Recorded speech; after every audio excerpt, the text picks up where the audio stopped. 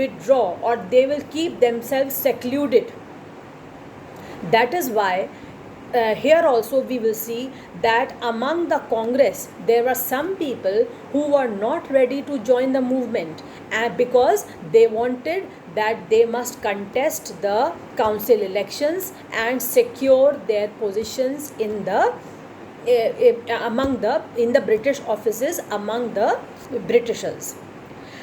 They were reluctant to boycott the council elections scheduled for November 1920, and they feared that the movement might lead to popular violence. These people, these minority section, I am calling them minority because there were very few people within the Congress who did not want to cooperate with this concept of non-cooperation movement which was proposed by Mahatma Gandhi, and they wanted to stand in the council elections. They did not want to boycott the council elections, and they also feared that this kind of movement will lead to popular violence. There will be revolts, there will be violence throughout the country.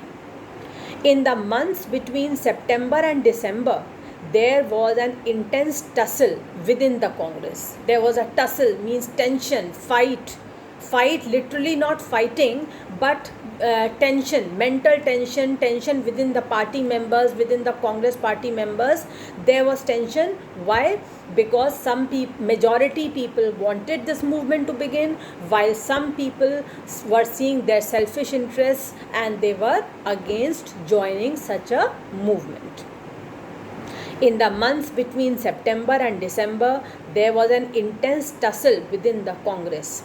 For a while, there seemed no meeting point between the supporters and the opponents of the movement. Finally, at the Congress session at Nagpur in December 1920, underline this, children, this whole line starting from finally.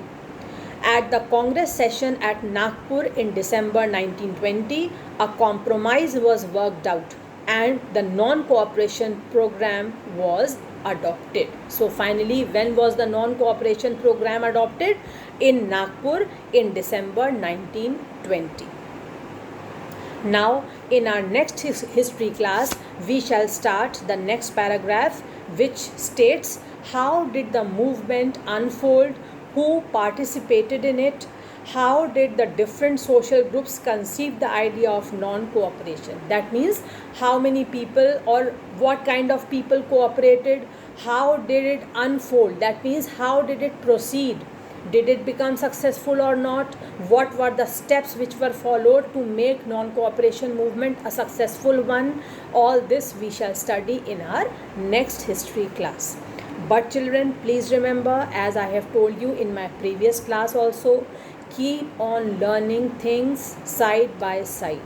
Don't keep everything for the last minute. It will become very much impossible, because now since in a board class you can be asked anything from anywhere, so the whole chapter should be thoroughly read by you.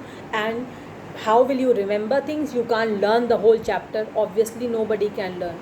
The more you read it, the more frequently you read it, the more you will remember. Every minutest detail is important. The line which you might ignore might come in your exam. This is how things come. So everything is important. Every heading, every paragraph, every important thing which I have made you underline, apart from those things which I have not made you underline, everything.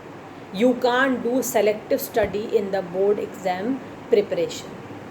Okay, so very sincerely keep reading, keep revising, and in our next class we will see how the non-cooperation movement proceeded, how it became a success.